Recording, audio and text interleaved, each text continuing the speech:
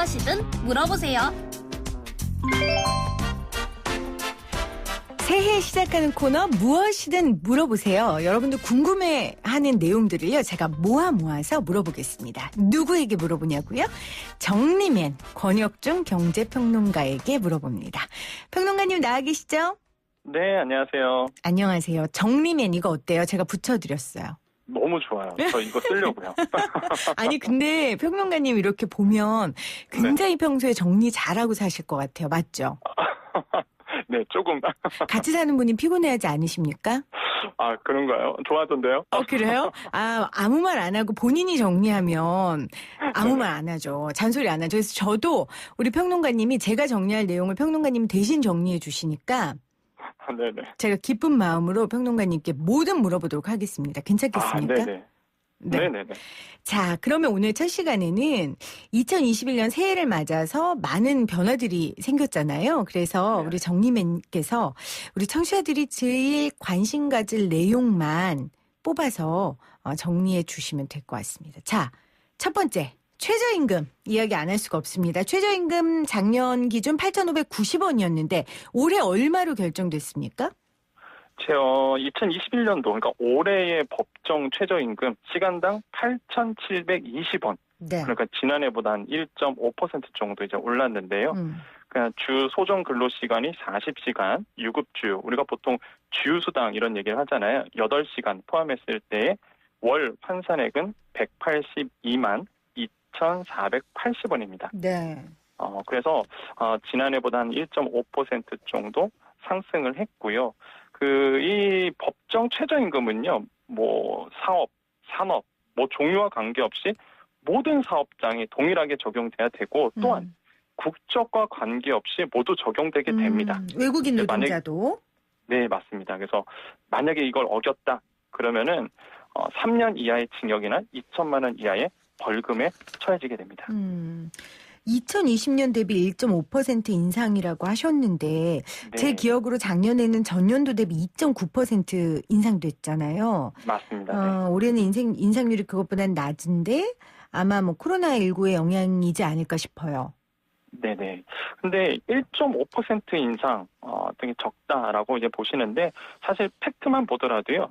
1988년 최저임금 제도 도입 이후에 사실 가장 낮은 인상률이긴 합니다. 네. 그렇지만 어느 정도 왜 이게 1.5%가 됐냐 봤을 때 제가 봤을 때는 산업계의 어려움을 좀 어느 정도 이렇게 반영시키지 않았을까라고 생각을 해보거든요. 18년도에요. 2018년도에 아시겠지만은 16.4%나 올랐었고요. 네. 2019년도에는 10.9%. 사실 산업계, 특히 소상공인들이 준비가 안 된 상태에서 너무 급격하게 오르다 보니까 산업계도 그랬고 특히 소상공인 분들이 굉장히 어려워하셨어요. 네. 그래서 이러한 어려운 현실을 어느 정도 이제는 반영을 시켰다. 이렇게 좀 보시면 되겠습니다.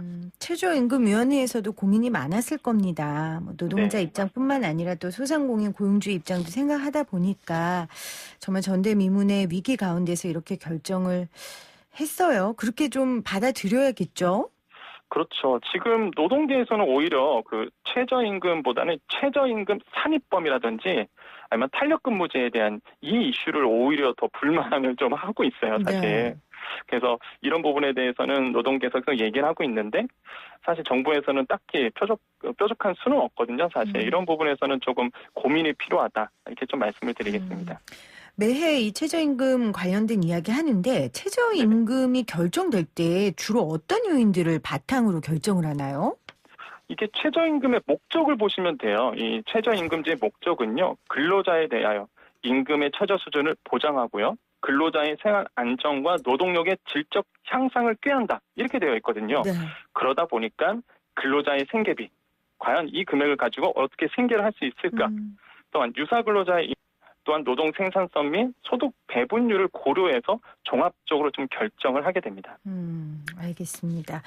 최저임금 관련된 이야기 들어봤고요. 복지와 관련돼서도 좀 변화가 있습니다. 국민기초생활보장과 관련해서 생계급여제도 부양의무자 기준이 완화됐는데 먼저 부양의무자라는 게 정확히 어떤 걸 의미합니까? 그러니까 이게 좀 사례를 들면 좀 쉽게 이해할 수 있을 것 같아요. 네. 그러니까 좀 안타까운 사건이었죠. 아직도 많은 청취자분들에게 아마 뇌리에 좀 박힌 어떤 기억에 남는 사건일 텐데 14년도에 송파 세모녀 자살 사건이 있었습니다. 네.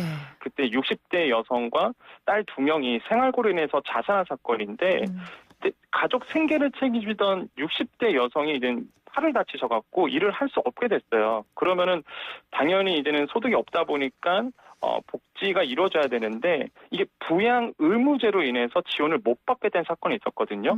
이 부양 의무제가 그러니까 뭐냐면 기초생활보장제도를 봤을 때에 우리가 생계급여와 주거급여가 있습니다. 네. 다른 급여가 있는데 이 두 개만 현금 지원을 하거든요. 네. 근데 이런 현금 지원했을 때 기준이 있어야 되잖아요. 그렇죠. 기준을 세울 때 수급권자가 부양할 의무가 있는 사람, 이 사람을 부양 의무자라고 하는데 이 부양 의무자는 보통은 직계 혈족이라든지 아니면은 뭐 배우자까지 포함되는데 이분들의 소득과 재산 수준도 함께 고려하게 돼요. 네.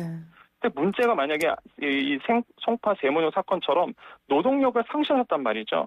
그런데 이런 부양 의무자 제도 때문에 사실 복지 사각지대가 일어날 수밖에 없었습니다. 그동안. 네. 그래서 정부가 어떻게 했냐면 그러면 그 생계급여를 결정할 때에 수급자, 한마디로 이제 어려우신 분들이죠. 이분들의 노인, 한부모 가구의 일촌의 직계혈족이나 배우자 등 부양할 수 있는 가족이 있으면 기존에는 수급검사를 인정하지 않았는데 이 기준을 폐지했다는 거죠.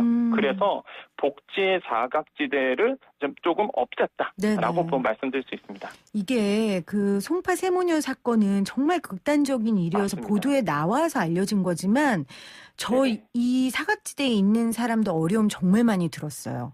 네, 맞습니다. 그리고 최근에 저희가 나누면 행복한 라디오 쇼라고 우리 어려운 네네. 친구들 도와주는 프로그램이 있는데 그 프로그램에서 소개한 사연도 뭐였냐면 아빠가 아이를 낳자마자 그냥 떠났거든요.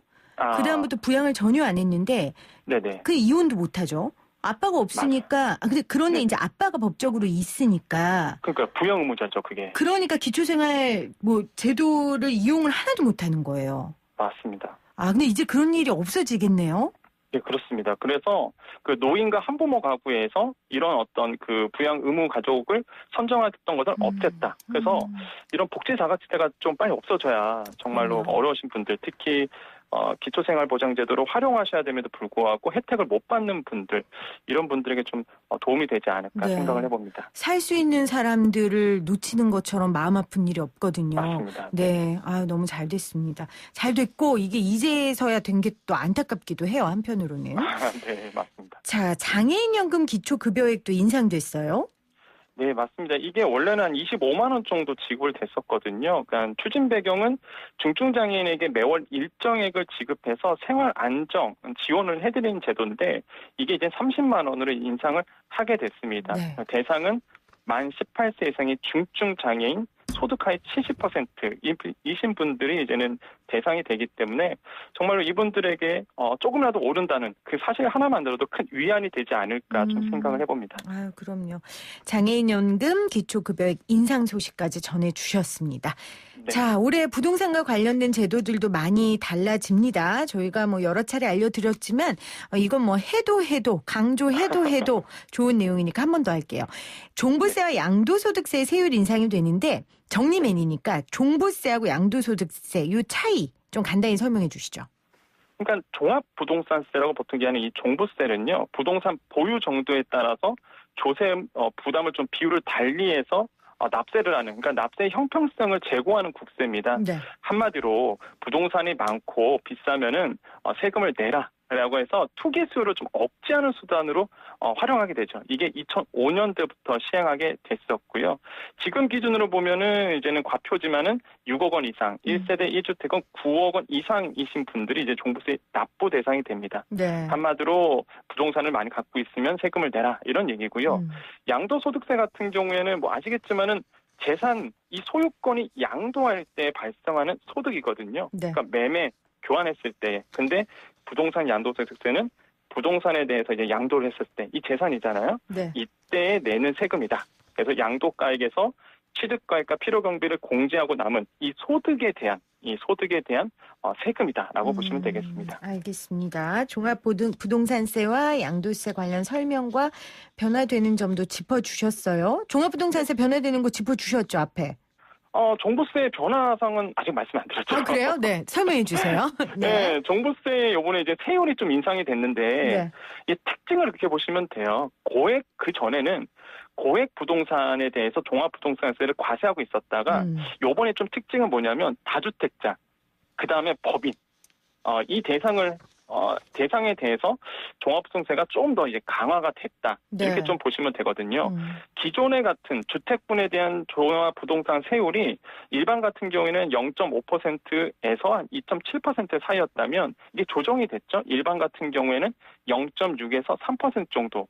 근데 많이 바뀐 게 뭐냐면 3주택자 이상이신 분들. 이분들은 엄청 많이 오르셨어요. 뭐냐면은 그렇죠. 과표가 3억 원 이하이신 분들 같은 경우에는 현행이 6.8%였거든요. 그 전에는. 네. 근데 개정이 된 게 1.2%. 한마디로 배로 올랐습니다. 그래서 지금 종합부동산 세율이 높아져서 다주택자이신 분들은 그만큼 세금이 많이 나오게 됐다. 또한 특징이 뭐냐면 그 세부담 상한선이 200%가 있었어요. 그러니까 아무리 세금이 많아져도 200% 한도 내에서는 내게끔. 그런데 이게 300%로 올랐습니다. 그 네. 뜻은 뭐냐면 세부담이 더 올랐다는 얘기고요. 특징이 법인을 아예 폐지했습니다. 그러니까 법인 사업자가 주택을 갖고 계신 분들은 세부담이 없어요. 네. 그러니까 리미트가 없는 겁니다. 많이 나오면 많이 낼수록 그렇네요. 내라 이거죠. 그래서 아마도 종합부동산 세율이 굉장히 부담스러우신 분들도 이번 연도에 좀 생길 것 같다라고 생각을 해봅니다. 네, 작년에 뭐 부동산 정책 방향성은 우리 모두 너무 잘 알고 있어서요. 그 방향성에 따른 제도 변화라고 이해하시면 될 것 같습니다. 네. 자, 청약제도 변화 있죠. 이 아파트 청약 굉장히 중요합니다. 네네. 어떻게 바뀝니까? 먼저 청약 같은 경우에는 특징을 보시면은 소득 기준을 좀 완화한 게 눈에 보입니다. 그러니까 뭐냐면 그 전에는 내가 뭔가 청약을 하고 싶어도 이게 소득 기준이 걸려서 그렇죠. 맞벌이다 보니까 소득 기준에 걸려서 청약을 못했다라고 본다면 이제는 소득 기준을 좀 완화해 준 부분이 보이거든요. 뭐 예를 들어서 생애 최초 같은 경우 한마디로 내가 처음으로 이제는 부동산에 아파트를 사신 분들 같은 경우에는 기존에는 공공 같은 경우에는 도시근로자 가구당 월평균 소득 100% 이하였다면 이제는 이제 일반 같은 경우에는 130%까지, 그러니까 좀 소득을 완화시켜줬죠. 그러니까 기회를 좀 넓힌 거죠. 맞습니다. 예, 범위를 넓혔죠. 네. 그러면은 민영 같은 경우에는 이제 130%에서 160% 늘렸는데, 근데 여기 보셔야 돼요. 그러면은 도대체 뉴스에 보거나 언론에서 보면 도시근로자 월평균 소득 100%, 뭐 130%, 160% 이러는데 도대체 월급이 얼마야 되는 거야? 이렇게 많이들 물어보셔서 말씀드리면.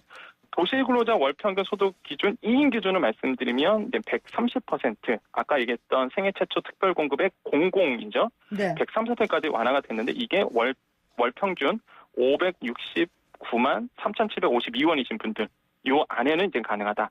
이거 그러면은 합산이에요? 네, 맞습니다. 그러니까 2인 기준이니까. 맞벌이면 맞습니다. 두 명의 월급을 합쳤을 때 569만 3,752원이 130%다. 이게 공공. 아하, 공공. 그리고 민영 같은 경우에는 민영 아파트 같은 경우에는 160%니까요. 이게 700만 7,694원. 2인 기준입니다. 한마디로 맞벌이가 되시겠죠. 그러니까 이건 4인 가족이어도 가능한 거죠. 돈을 버는 사람이 2명이면 되니까. 맞아요? 그래서 그건 아닙니다. 아니에요? 네, 2인 기준이니까 말 그대로 2인 가족이어야 돼요. 4인이면은 당연히 뭐 맞벌이든 뭐든 간에 일단은 4인이면 4인 가족이 따로 있고요. 네. 그렇군요. 그래서 3인도 있어요. 3인 같은 경우는 130% 같은 경우는 722만 2천 원 정도가 되고요. 160% 같은 경우는 889만 원 정도가 됩니다. 그러니까 2인 3인이 가족 수군요. 돈을 버는 그렇죠. 근로자의 가구당이니까. 수가 아니라 가구당. 네, 가구당. 네. 네, 그래서 제가 보기에는 진작 이랬어야 된다라고 생각을 하거든요. 그렇죠. 왜냐하면 제 주위 분들도 뭐 맞벌이 하신 분들은 사실 이 소득 기준 때문에 청약 자체를 아예 뭐 할 수가 없었으니까. 맞아요. 그래서 좀 현실적으로 바뀌지 않았을까라고 좀 생각을 해봅니다. 네. 제 주변에도 신혼부부들 굉장히 많은데 이 집 문제 때문에 굉장히 힘들어하거든요. 맞습니다. 신혼부부들 맞춤형 청약제도 변화 있습니까? 이것도 마찬가지입니다. 이것도 소득 기준이 조금 완화가 된 완화됐구나. 부분이 있었는데요. 네네. 이것도 이제 공공 부분은 일반 같은 경우에는 일반 물량 같은 경우에는 맞벌이가 140%까지 그 전에는요 120%였어요. 예, 그러니까 소득 기준을 완화시켜줘서 이제는 신혼부부도 특별 공급으로 넣을 수 있도록. 사실 신혼부부가 청약에서 당첨된다는 게 되게 힘들거든요. 사실. 네, 맞아요. 거의 아이가 뭐- 있어야지 가점이 네. 높아지잖아요. 거의 불가능하다고 봐야 돼요. 지금의 이제 청약 지금 시스템상으로는. 네. 그런데 정부가 그래 그러면은 신혼부부의 특별 공급을 좀 넓혀줄게. 예, 이렇게 본 거거든요. 그래서 그 범위도 넓어지고 그 다음에 그 소득 기준도 완화시켜줘서 네. 제가 보기에는 정말로 그 기회다. 예, 정말로 신혼부이신 분들은 기회다. 왜냐하면 신혼부부 특공 같은 경우에는 결혼한 지 7년 안의 부부로 인정을 해줍니다. 그러니까 7년 안에면 신혼부부 특공 들 수 있기 때문에 혹시나 이 방송을 듣고 계시는 청취자분께서 내가 신혼부부다. 네네. 결혼한 지 7년 아니다. 그러면 한번 이번에 나오는 3기 신도시의 어떤 신혼부부 특별 공급을 한번 생각해 보시는 것도 저희가 보기에는 좀 좋은 전략 중에 하나다라고 그렇네요. 말씀을 좀 드릴 수 그러니까 있습니다. 7년 이내 아이가 있어도 신혼부부로 인정되는 거잖아요. 맞습니다. 네. 그러면 조금 더 유리할 것 같습니다. 재혼도 네. 된다고 하더라고요. 재혼도. 맞아요. 저한테 누가 팁을 줬어요. 제가 7년 지났다니까. 재혼은 아니시잖아요. 아니죠. 아직까지는 아니죠. 네. 자, 그러면 청약에 당첨되려면 채워야 할 요건들이 많이 있잖아요. 사실 이거 쉬운 일이 아니에요. 네네네. 어떤 것들이 있어요? 예를 좀 들어주세요. 일단은 여러분께서 그 청약에서 채워야 될 게 저는 추천드리고 싶은 게 뭐냐면 한국 부동산 원인이라고 있어요. 이 청약 홈 사이트가 있거든요. 아직도 많이 모르시는 분들이 있어갖고요. 여기에 꼭 가셔갖고 청약 일정, 청약 제도, 청약 자격 등이 제가 봐도 정말로 잘 정리가 되어 있습니다. 네네. 그래서 오늘 지금 포털 사이트에 가셔갖고 청약 홈 치면 나오거든요. 여기에 가셔서 자신에게 맞는 청약을 한번 바라보는 게 굉장히 중요하고요. 3기 신도시가 요즘 좀 이슈가 되고 있죠. 3기 신도시 예로 말씀드리면 가점 제도는 이제 공공 분양에 좀 맞춰져 있는 부분인데 납입 금액이 굉장히 중요해요. 청약 통장에 네. 납입 금액 그 인정 금액이 있거든요. 근데 이게 최소 3기 신도시 같은 경우에는 한 1,800만 원 이상은 돼야 됩니다. 그러니까 제가 아까 이제 특공을 좀 말씀드렸던 이유가 사실 1,800만 원? 과거 사례 위례 신도시 같은 경우는 그 최고가 2,200만 원 정도 됐었거든요. 네. 그럼 한 달에 10만 원씩 저축한다 그러면 20년 넣으셔야 된다는 얘기인데 그렇네요. 네, 젊으신 분들은 사실 커트라인에 올라가려면 커트라인 넘어서려면 그러면 젊으신 분들에게는 그래서 이제 청약이 쉽지 않네요. 굉장히 좀 어려운 부분이죠. 그래서 이런 어떤 나이대별로 또 청약홈 가보면 다 전략들이 잘 나와 있어요. 이런 네. 얘기들이 그래서 꼭 한번 들어가 보시라라고 말씀드리고 또 한 가지 또 팁을 드리면 정부가 그 최근에 만든 사이트가 하나 있습니다. 그게 3기 신도시 종합 정보 포털이라는 사이트가 있거든요. 네. 여기에 가보면 이제 3기 신도시에 대한 또 그 3기 신도시에 대한 여러 가지의 정보들이 망라되어 있습니다. 네. 그래서 이 두 사이트를 혹시나 관심 있으신 분들은 정부에서 운영하는 사이트니까 꼭 들어가 보셔서 자신에 맞는 청약 제도를 좀 보시기를 좀 권유드리겠습니다. 네. 청약홈이라는 사이트하고요. 네. 3기 신도시 종합 정보 포털. 이 네. 사이트에 들어가시면 여러분들 본인에게 맞는 맞습니다. 청약 제도를 아실 수 있으니까요. 꼭 들어가 보시기를 바랍니다. 정리맨 감사하고요. 네네. 네. 2주 뒤에 제가 또 다른 정리할 거리 드릴게요.